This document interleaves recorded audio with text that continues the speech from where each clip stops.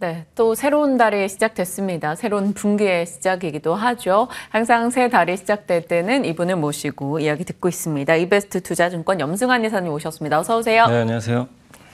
1분기를 보내고 많은 분들이 1분기만 같았으면 좋겠다라고 생각할 수도 있을 겁니다. 특히나 뭐 반도체 대형 종목들 보유자분들이시라면 더더욱이요. 시장이 이런 탑2 종목에 힘입어서 꽤 많이 올라왔는데 추가 상승 여력이 있다라고 보십니까? 아니면 이제 좀 단기 정점을 고려해야 될까요? 아직은 뭐 더 있는 것 같고요. 지금 이제 PBR 1배 정도까지 올라왔거든요. 근데 이제 2분기에 저는 좀 고점 좀 나오지 않을까 이렇게 좀 보고는 있는데 2분기. 일단 미국 경기가 지금 호조를 보이고 있는데 이거 이제 어느 정도 반영은 했지만 네. 지금 이제 주말에 또 나왔던 중국의 제조 PMI 지표 보니까 지금 50을 훌쩍 넘어가지고 굉장히 좀 예상을 크게 상회하는 이제 지표 발표가 있었거든요. 그러니까 여기에 중국의 소비라든가 최근에 나오는 이제 제조업 지표까지 이렇게 돌아서는 게 데이터로 확인이 되고 있기 때문에 네. 이 부분은 우리가 좀 예상하지 않았던, 그러니까 사실 좀 하반기에 중국 경기 좀 낫지 않을까 이렇게 봤었는데 좀 생각보다 좀 빠르게 좀 중국 경기에 돌아서고 있어서 이런 부분들은 한국 증시에 당연히 플러스 요인이고 또 뒤늦게 삼성전자가 이제 좀 너무 늦었어요. 사실은 좀 더 훨씬 빨리 갔어야 되는데 이제 젠스낭 CEO의 한마디 때문에 이게 이제 뭔가 촉발을 한 건 사실이지만 사실 이미 펀더멘털 상으로는 계속 좋은 모멘텀이 있었거든요. 네. 그런데도 좀 뒤늦게 이제 발현이 된 거죠. 근데 어쨌든 삼성전자가 일단 방향을 위로 잡았기 때문에 여기서 급격하게 좀 추세가 또 훼손되는 그런 뭐 악재만 아니라면 당분간은 좀 매수가, 그러니까 외국인들 매수가 이어지면서 상승세가 이어질 수 있고 또 거기에도 보면 뭐 요새 뭐 종목 장세 화려하지만 아직도 못 오른 기업들이 저는 더 많아 보이거든요. 오르는 날도 상승 종목보다 하락 종목이 더 많은 날도 굉장히 많았거든요. 그래서 아직 완전히 이게 다 확산된 건 아니에요. 근데 네. 이제 미국의 러셀 2000 같은 중소형 지수가 최근에 나스닥보다 세거든요. 근데 그 얘기는 미국도 이제 빅테크에서 좀 이게 확산되고 있다는 얘기죠. 그래서 한국도 그런 확산 조짐이 이제 나올 수가 있기 때문에 아직은 뭐 단지 많이 올라와서 고점이라기보다는 조금 더 저는 상승 여력 남아 있다. 그래서 저희 이베스트에서는 일단 목표치는 한 2870까지는 좀 생각은 하고 있습니다. 네. 좀 더 상승 여력은 남아 있으나 2분기 내 고점에 대한 부담도 살짝은 있다. 일단은 긍정의 시각을 앞단에 두고 저희 이야기 혹은 전략 풀어나가도록 하겠습니다. 달러도 좀 짚어봐야 될 것 같아요. 달러도 조금씩 올라와서 어느덧 상당히 부담스러운 흐름을 보여주고 있습니다. 지난주는 연고점 1350원을 돌파하는 흐름도 있었습니다. 어떻게 될까요? 이 달러 강세 흐름이 지속되리라 보시는지 궁금합니다. 이게 되게 너무 좀 생소한 흐름이죠. 이제 맞아요. 보통 원달러 환율과 코스피 반대로 가는데 이번에는 그냥 같이 갑니다. 모든 자산이 네. 올라가는 느낌. 그러니까 이게 달러도 오르고 근데 유독 원화, 위안화, 엔화 막 이런 이제 미국 달러 제외한 통화들은 다 약해버리는 그런 좀 되게 좀 이상한 좀 현상이 나오고 있는데 보통 그러면은 주식도 안 좋거든요. 근데 주식시장마저도 이제 올라가고 있으니까. 근데 그 이유가 있는 게 이제 미국의 달러가 이렇게 너무, 그러니까 달러가 너무 강한 거죠. 그 이유 중에 하나가 미국 경기 말고 다른 나라가 경기가 그렇게 썩 좋지가 않았죠. 그러다 보니까 이제 미국만의 좀 차별화된 독조가 좀 시작됐고 거기에 미국이 AI를 주도하고 있잖아요. 네. 이쪽으로 자금이 더 쏠리죠. 또 그런 것 때문에 미국 주식 투자하신 분도 훨씬 많아졌고 그럼 우리나라에서 예전보다 해외 주식 하시는 분들이 훨씬 더 많아지고 늘어나고 있기 때문에 이 결국 돈이 미국 쪽으로 좀 가고 있는 거죠. 이것도 역시 달러 강세의 좀 하나의 원인으로 좀 작용을 하고 있는 것 같습니다. 그래서 이제 거기다가 또 이제 한미 금리 차가 또 많이 역전이 돼 있잖아요. 지금 이례적으로 우리나라가 3.5인데 미국이 5.5니까 보통 이러면은 돈은 항상 이제 금리가 높은 쪽으로 가게 되거든요. 그래서 이런 조건들 때문에 결국엔 그 달러가 좀 강세를 보였는데 근데 이제 어쨌든 이 구조가 계속 이어질 거냐 그렇게 보지는 않는 게 아까 말씀드린 대로 중국도 지금 뭔가 경기가 네. 좋아질 저짐 보이고 엔화가 지금 예상보다 훨씬 약하지만 그렇다고 해도 엔화 강세 기조로 장기적으로 간다는 건 변화가 없는 게 어쨌든 이제 금리 올리기 시작했거든요. 이제 마이너스 금리 끝났기 때문에 엔화도 더 낮아지기 좀 어렵고 스위스가 먼저 금리 인하해서 좀 유로화가 약해졌지만 지금 미국도 어쨌든 이제 6월 정도 되면 금리 낮출 거고 그럼 이건 역시 달러 약세 요인이거든요. 그래서 또 우리나라 증시가 상대적으로 좀 부진했잖아요. 근데 우리나라 증시가 지금 뒤늦게라도 미국 좀 쫓아가거든요. 이러면 또 다시 한국으로 약간 또 이 주식 투자 수요가 네. 좀 늘 수 있기 때문에 그러니까 달러가 뭐 그냥 계속 여기서 갑자기 급나간다 이 얘기를 하는 게 아니라 너무 강했던 이 달러가 결국엔 저는 좀 안정화될 수 있다 언제든지.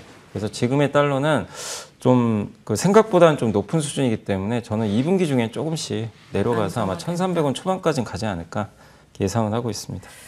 이제 돈의 가치가 금리인데 금리 인하가 어찌됐건 이뤄질 것으로 볼 경우에는 달러 약세 흐름으로 좀 서서히 안정을 찾지 않을까. 그리고 상대적 통화 가치로 놓고 봤을 때도 위안화, 엔화 등이 올라올 경우 우리도 같이 동조화 현상 속에 원달러 환율도 좀 안정을 찾을 수 있다. 이렇게 볼 수 있겠습니다. 자, 반도체로 좀 더 자세히 들어가 보겠습니다. 이때까지는 좀 거시적인 시장에 대한 이야기를 나눠봤다면 섹터로 들어갔을 때 삼성전자, SK하이닉스 그리고 반도체 소부장이 함께 잘 가고 있는 흐름인데 이 가운데 좀 압축된 좀 시각이 필요한 것 같아요. 왜냐하면 너무나 많은 반도체 선택지가 저희한테 쏟아져서 그럼에도 불구하고 지금도 접근이 괜찮은 쪽에 어딘가를 고민해 볼 시점인 것 같습니다. 제가 사실 삼성전자 8만 원 이하면 조금 적극적으로 말씀을 드릴 텐데 일단 지금 이제 넘어갔기 때문에 네. 좀 쫓아가지 마시고요. 또 기회가 오지 않을까. 뭐 삼성전자가 올라가더라도 이렇게 한 번씩 조정 받으면서 가는 경우들이 있었기 때문에 그래서 한번 조금 기다려 보시고 그러나 이게 큰 흐름으로 보면 삼성전자가 AI 이제 관련주라 그러죠. 이 반도체 내에서는 전 세계에서 제일 싼 주식이거든요, 사실은. 그렇기 때문에 언제든지 좀 조정이 나온다면 긍정적인 관점에서 접근을 해보시는 건 좀 좋을 것 같고요. 그 다음에 이제 반도체 트렌드가 계속해서 이제 바뀌고 있지만 결국 중요한 거는 좀 이렇게 좁아지죠. 이 미세화 한다 그러고 이제 요새 HBM도 이제 쌓는 거잖아요. 그래서 고단화하고 있고 또 거기에 그 수율을 이제 얼마나 빨리 끌어올리느냐. HBM 메모리 반도체 같은 경우는 수율이 많이 안 나오거든요. 그러다 보니까 뭐 2개 만들면 하나는 불량 나온다고 하니까 그러면은 결국에 이게 다 돈이잖아요. 그래서 결국 검사 공정이 좀 중요하지 않을까. 그래서 사실 아까 미세화 고단화도 다 마찬가지인 게 점점 이게 공정이 어려워집니다. 근데 한번 이제 공정이 들어가서 그게 실패를 했을 때는 되돌리기도 되게 어렵고 비싸죠.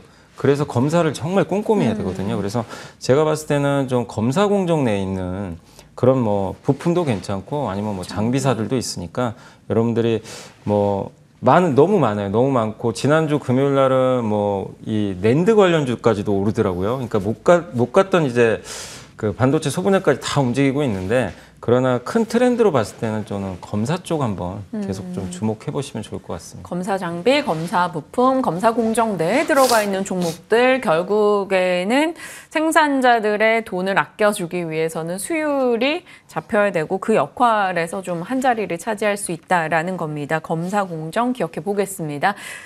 그리고 시장이 이제 반도체와 이제 다양한 섹터들 사이에 순환이 돌고 있는데 그 한 자리 차지하는 종목군 중에 하나 요즘에 뭐 방산이나 우주항공도 있는 것 같아요. 일정이나 모멘텀 측면에서도 볼만한지 내용 좀 봐주시죠. 예, 안 그래도 이제 다음 달에 이제 우리나라에 드디어 한국판 나사가 이제 열리게 되니까 네. 이제 우주항공청이라는 이름으로 이제 설립이 되죠.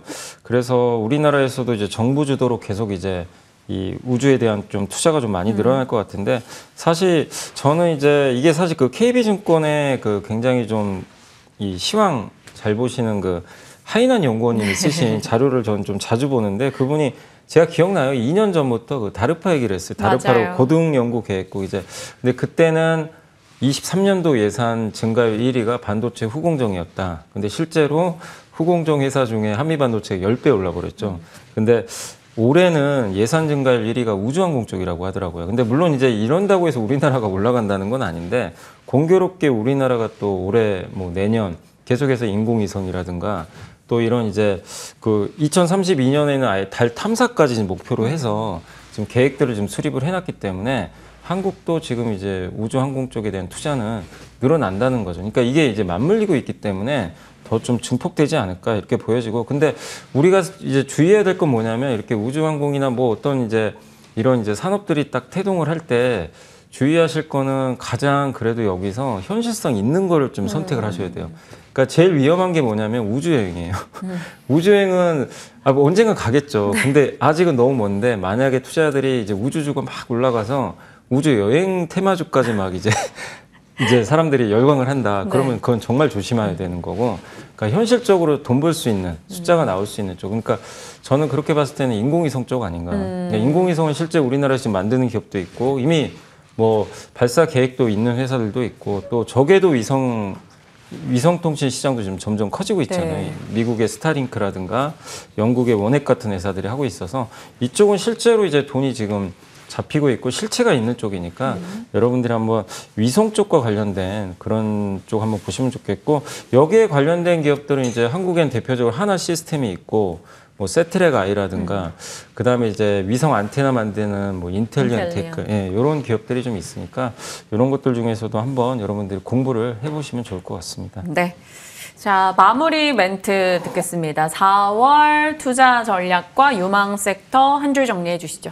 네, 일단 이제 소외주로 아까 말씀드린 대로 좀 확산될 것 같아요. 그래서 좀 못 올랐다고 해서 갈아타지 마시고 일단 좀 기다렸다가 올라올 때 그리고 나서 내가 정리를 할지 그건 그때 가서 한번 고민해 보시고 관심 업종으로는 이제 반도체, 조선, 우주항공 이런 쪽 한번 보시면 좀 좋을 것 같습니다. 반도체, 조선, 우주항공 관심 섹터로 두고 4월도 저희 살펴가겠습니다. 시장과 유망한 섹터 이야기 나눠봤습니다. 염승환 이사와 함께했네요. 고맙습니다. 네,